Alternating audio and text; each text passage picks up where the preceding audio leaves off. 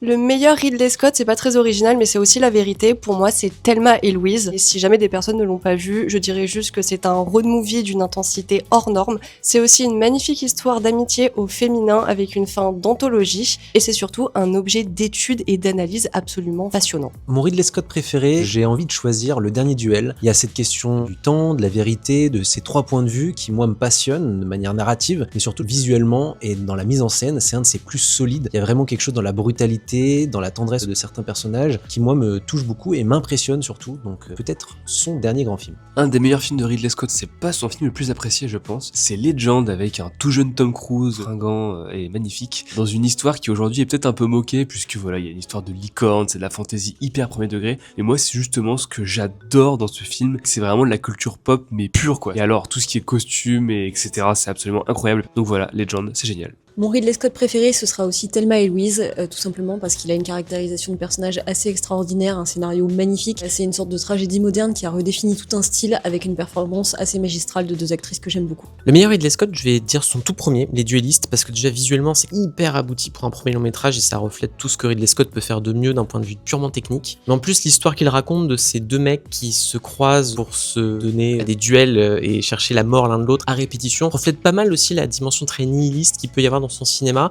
mais d'une assez jolie manière ici avant qu'il ne se perde dans ses films suivants. Et pour les meilleurs Ridley Scott, il y a évidemment Alien et Blade Runner, je parle au nom de l'équipe et au nom de l'humanité, ce sont deux de ses chefs-d'œuvre. Ce qu'on peut dire, c'est que malgré les années, on les revoit, ça résiste à l'épreuve du temps, ça reste toujours aussi fascinant, on peut les faire découvrir à des gens qui vont forcément les trouver bien si c'est des gens bien. Donc voilà, deux grands films, deux grands classiques. Abonne-toi, s'il te plaît.